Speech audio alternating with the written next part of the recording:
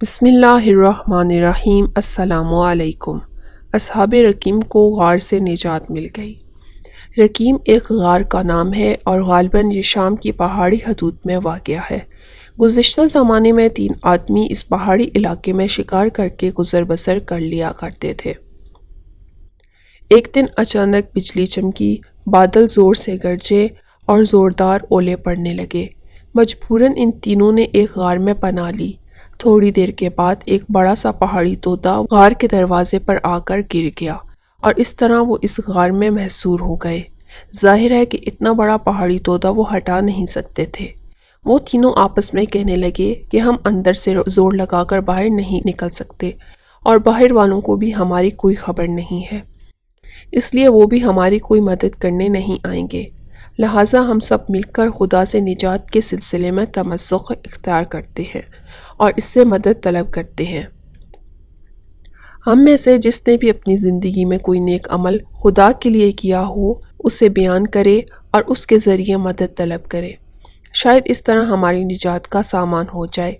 ان میں سے ایک شخص نے کہا، پروردگارا، چند سال پہلے میں نے اپنے والدین کی خاطر دوازہ کے لیے دعوت کا اہتمام کیا۔ پہلے سلیقے سے انہیں کھانا کھلایا اور بعد میں خود کھایا۔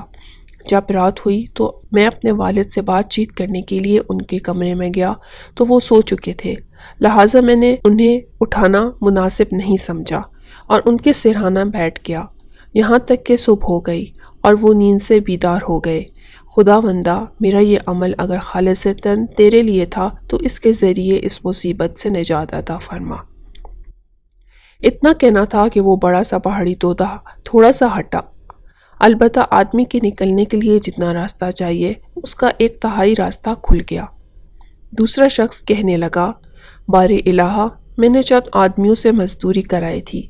ان سب نے صبح سے عصر تک کام کیا تھا، البتہ ان مزدوروں میں سے ایک مزدور ظہر کے وقت کام پر لگا تھا، لیکن میں نے تمام مزدوروں کو یکساں اجرت دی تھی۔ اس موقع پر صبح سے عصر تک کام کرنے والے مزدوروں میں سے ایک نے اعتراض کیا تھا اور غصے میں آ کر مزدوری کی رقم پھینک کر چلا گیا تھا۔ میں نے اس مزدور کی رقم سنبھال کر رکھی لیکن وہ اسے لینے نہیں آیا۔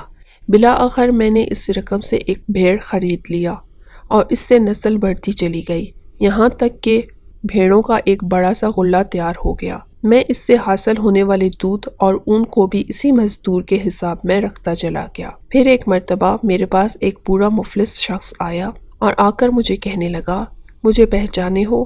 میں وہی مزدور ہوں جس نے آج سے کئی عرصہ پہلے اپنی مزدوری نہیں لی تھی۔ اب مجھے اس کی شدید ضرورت ہے، لہٰذا مجھے وہ مزدوری دے دو۔ میں نے اسے جواب دیا، میں نے تمہیں بہت تلاش کیا لیکن تم مجھے نہیں ملے، اور یہ کہہ کر میں نے پورا غلہ اس کے حوالے کر دیا۔ خداوندا، میرا یہ عمل اگر تیری خوشنودی کے لیے تھا تو اس کے ذریعے ہمیں اس مصیبت سے نجات عطا فرما۔ اتنا کہنا تھا کہ اچانک وہ پہاڑی طوطا اپنی جگہ سے سڑک گیا اور آدمی کے نکلنے کے لیے جتنا راستہ چاہیے تھا اس کا 2/3 راستہ کھل گیا۔ تیسرے شخص نے کہا، قحط کے زمانے میں میرے پاس ایک حسین و جمیل عورت نے آ کر مجھ سے کھانا طلب کیا اور میں نے اس سے فعل حرام کا تقاضا کیا تھا۔ اس عورت نے مجبوری کے تحت اسے قبول کر لیا، لیکن پھر عملی طور پر اس گناہ کو کرنے سے قبل مجھ پر لرزہ طاری ہو گیا۔ پروردگارا، میرا یہ عمل اگر تجھے حاضر و ناظر جان کر خلوص نیت کے ساتھ تھا اور میں نے فعل حرام سے بچتے ہوئے اس عورت کو کھانا کھلایا تھا تو ہمیں اس مصیبت سے نجات عطا فرما۔ اتنا کہنا تھا کہ پہاڑی طوطا ہٹ گیا اور وہ تینوں غار سے نکل آئے اور انہیں اس مصیبت سے نجات مل گئی۔ والسلام۔